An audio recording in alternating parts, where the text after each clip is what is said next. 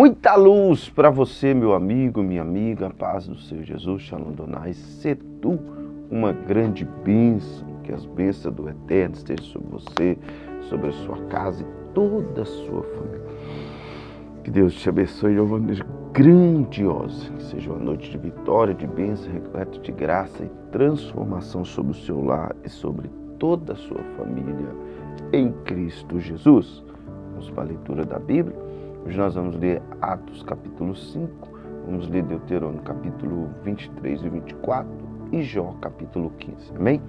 Vem comigo e que o Espírito Santo de Deus nos conduza à leitura bíblica em nome de Jesus. Um homem chamado Ananias, com Safira, sua mulher, também vendeu uma propriedade. Ele reteve parte do dinheiro para si. Sabendo disso, também sua mulher e o restante levou, colocou aos pés dos apóstolos. Então, segundo, perguntou a Pedro: Ananias, como você permitiu que Satanás enchesse o seu coração ao ponto de você mentir ao Espírito Santo, lhe guardar para si uma parte do dinheiro que recebeu pela propriedade? Ela não lhe pertencia. E depois de vendida, o dinheiro não estava em seu poder. O que o levou a pensar em que fazer tal coisa? Você não mentiu aos homens, mas sim a Deus. Ouviu isso, Ananias caiu morto, grande temor apoderou-se de todos os que ouviram o que tinha acontecido. Então os moços vieram, envolveram seu corpo, levaram-no para fora do sepulcro e sepultaram. Cerca de 3 horas mais tarde, entrou sua mulher em saber o que havia acontecido. Pedro perguntou: diga-me, foi isso o preço que você ganhou pela propriedade? Respondeu ela: sim, foi isso mesmo. Diz: porque vocês entraram em acordo para entrar no Espírito, para tentar o Espírito do Senhor? Veja então a porta, os pés sepultaram seu marido e eles se levarão também. Naquele mesmo instante ela caiu morta aos pés dele. Então os moços entraram e, encontrando a morta, levaram e sepultaram ao lado do seu marido. E grande temor apoderou-se de toda a igreja, de todos os que ouviram falar desses acontecimentos. Os apóstolos realizavam muitos sinais, maravilhas entre o povo. Todos os que creram costumavam reunir-se no pórtico de Salomão. Dos demais ninguém ousava juntar-se a eles. Embora o povo o tivesse em alto conceito, em número de cada maior, homens e mulheres que no Senhor lhe eram acrescentados, de modo que o povo também levava os doentes nas ruas e os colocava em canãs, em camas e macas, para que pelo menos a sombra de Pedro pudesse sobre alguns enquanto ele passava. Influíam também multidões das cidades, aproximaram a Jerusalém, trazendo seus doentes e os que eram atormentados em espíritos imundos, e todos eram curados. Então o sumo sacerdote, todos os seus companheiros, membros da parte dos saduceus, ficaram cheios de inveja. Por isso mandaram prender-se os apóstolos, colocando-os numa prisão pública. Mas durante a noite um anjo do Senhor abriu as portas do cárcere, levou-os para fora e disse: dirijam-se ao templo e relatem ao povo toda a mensagem desta vida. Ao amanhecer eles entraram no pátio do templo, como haviam sido instruídos, começaram a ensinar o povo. Quando chegaram, o sumo sacerdote e os seus companheiros colocaram o sinédrio, toda a assembleia dos líderes religiosos de Israel, e mandaram buscar os apóstolos na prisão. Todavia, no chegarem à prisão, os guardas não os encontraram ali. Então os guardas não voltaram e relataram: encontramos a prisão trancada com toda a segurança, com os guardas diante das portas, mas quando as abrimos não havia ninguém diante desse relato. E o capitão da guarda do templo e o chefe do sacerdote ficaram perplexos, imaginando o que teria acontecido. Nesse momento chegou alguém e disse: homens que o Senhor puseram na prisão estão no pátio do templo ensinando o povo. Então Indo para lá com os guardas, o capitão trouxe os apóstolos, mas sem uso de força, pois temiam que o povo os apedrejasse. Tendo levado os apóstolos, apresentaram ao sinédrio para serem interrogados pelo sumo sacerdote, que lhes disse: demos ordens expressas a vocês para que não ensinassem neste nome. Todavia, vocês enchem Jerusalém com sua doutrina e nos querem tornar culpados do sangue desse homem. Pedro e os outros apóstolos responderam: precisa obedecer antes a Deus do que os homens, e os deuses dos nossos antepassados ressuscitou Jesus, a quem os senhores mataram, suspendendo no madeiro.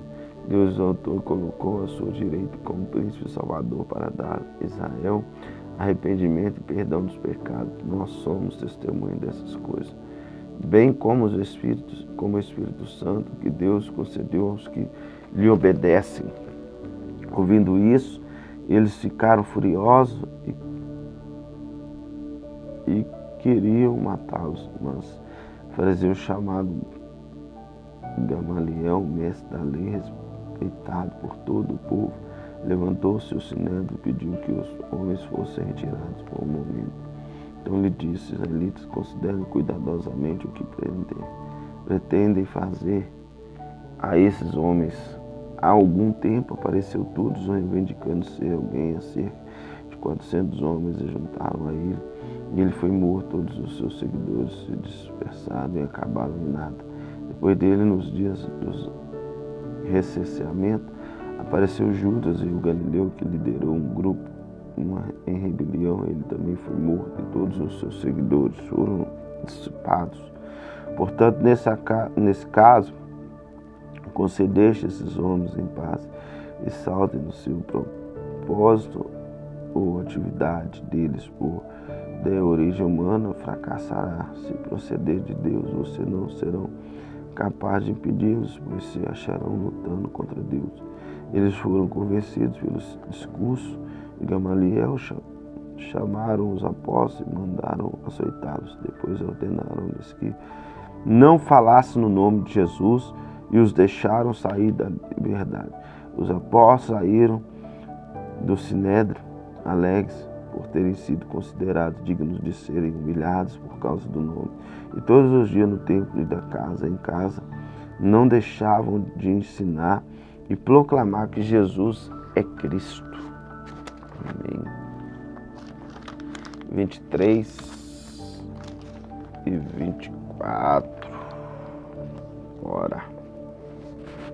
Qualquer que tenha testículos esmagados ou tenha amputado o membro viril não poderá entrar na Assembleia do Senhor. Quem nasceu de união ilícita não poderá entrar na Assembleia do Senhor, como também os seus descendentes até a 10ª geração.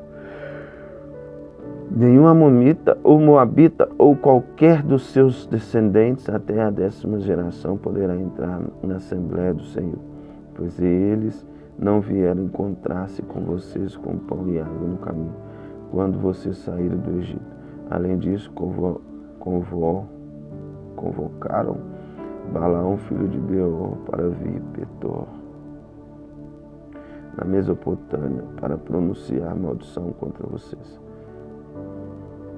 No entanto, o Senhor, seu Deus, não entendeu Balaão e transformou a maldição em bênção para vocês, pois o Senhor, seu Deus, o ama. Não façam um tratado de amizade com eles enquanto vocês viverem. Não rejeitam Edomitas, pois ele é o seu irmão. Também não rejeitam egípcio, pois vocês viverão como estrangeiros na terra deles. E 3ª geração dos filhos deles poderá entrar na Assembleia do Senhor. A pureza do acampamento, quando estiverem acampados em guerra contra os seus inimigos, mantenham-se afastados de todas as coisas impuras. Se um de seus homens estiver impuro devido à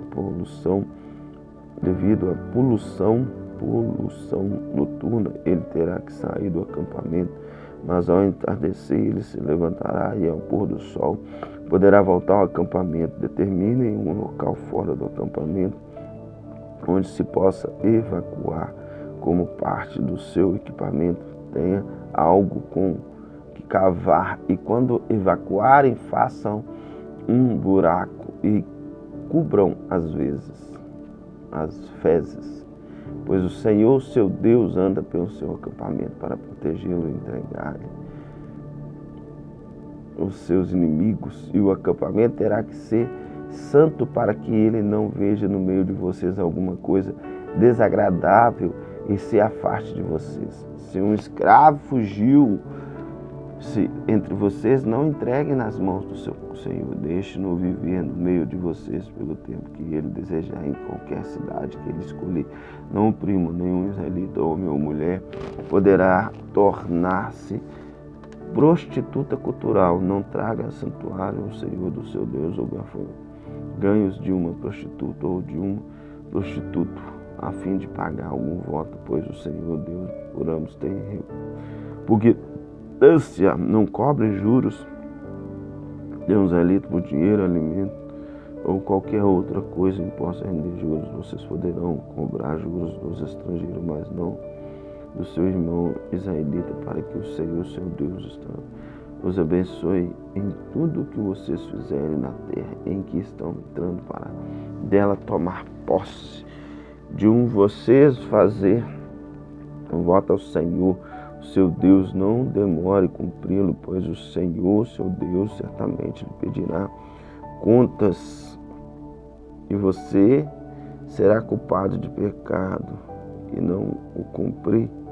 Mas se você não fizer o voto, de nada será culpado. Faça tudo para cumprir o que o Senhor,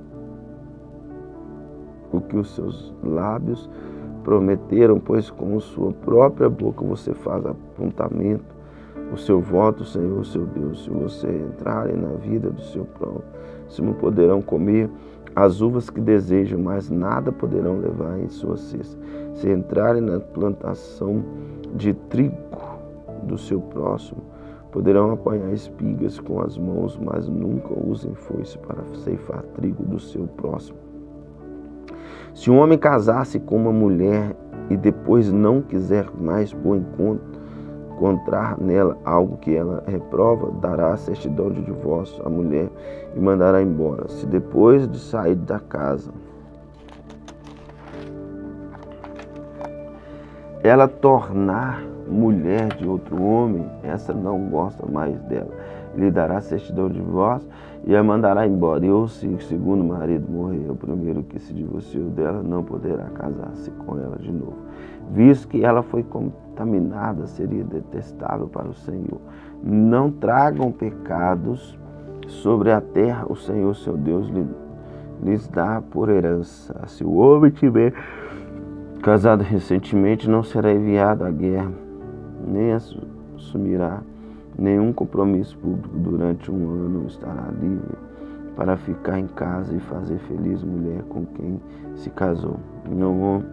Não tomem as 2 pedras de moinho, nem mesmo apenas a pedra de 10º como garantia de uma dívida, pois isso seria tomar como garantia o meio de substância do devedor. Se um homem for pego sequestrando um dos seus irmãos israelitas, tratando como escravo ou vendendo, sequestrando, terá que comer. Eliminem o mal do meio de vocês.